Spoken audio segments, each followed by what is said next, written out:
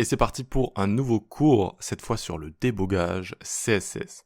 J'en suis très fier de ce cours, j'ai beaucoup travaillé pour développer ce cours, car j'ai littéralement créé une sorte de mini-blog juste pour vous, que vous allez pouvoir télécharger, avec énormément de chapitres et de leçons. Le but va être de passer en revue toutes les familles de bugs, entre guillemets, et à chaque fois avec des exemples précis. Donc par exemple, on va ouvrir la première leçon sur les displays, hop. Donc tout ça, vous allez pouvoir le télécharger et vous allez pouvoir coder avec moi, visualiser tout ça avec moi. Donc j'ai présenté tout ça sous la forme d'une sorte de blog avec des titres, sous-titres, etc. et surtout des exemples afin qu'on puisse se repérer, qu'on puisse voir les définitions, etc. Donc encore une fois, on va coder ensemble, je vais tout expliquer et le débogage CSS, c'est extrêmement important.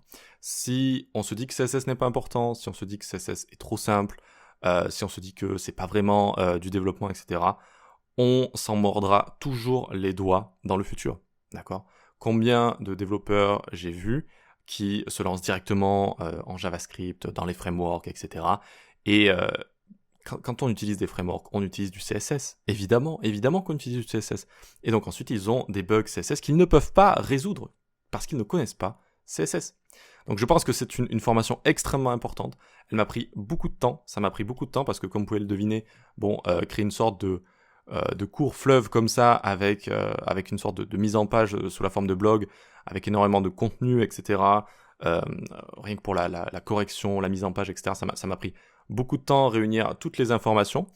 Néanmoins, je pense que le cours ne sera pas si long à tourner, par contre. Je pense qu'il va durer 3, 4, 5 heures peut-être. J'ai des cours qui sont quand même beaucoup plus longs que ça. Et c'est tant mieux pour vous, finalement, parce que vous allez pouvoir prendre une sorte de dose d'expérience directement. Cette expérience, ça me vient d'années de développement. En l'occurrence, j'adore CSS, donc moi, ce n'est pas un problème pour moi de plonger dans la doc CSS, etc. Donc, vous allez vraiment vous prendre énormément d'expérience. Vous allez pouvoir déboguer, vous allez pouvoir surtout prévenir des bugs.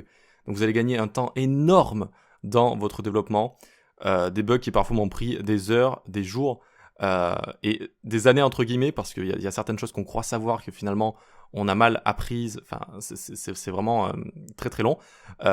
Donc ici on va avoir des chapitres qui vont être ensuite divisés en petites leçons et on va avoir des exemples à chaque fois, on va coder à chaque fois, et surtout ce cours à la fin, une fois qu'on aura tout codé ensemble, vous allez pouvoir le garder à côté, dans un dossier, vous appelez ça le dossier cours, dossier apprentissage, dossier savoir, comme vous voulez, et à un moment donné, vous allez coder, vous allez vous dire, tiens, je suis en train de faire une animation, une transition, et j'ai un bug sur ma transition. Mais je me souviens qu'on avait parlé de ce bug, dans ce cours-là, et je vais pouvoir le retrouver ici, le fameux bug fade in out en CSS, il faut essayer d'animer le plus possible opacity et transform, pourquoi, etc., etc. D'accord ? Le bug avec le texte et will change, etc., etc. Donc vous allez pouvoir l'avoir de côté comme ça.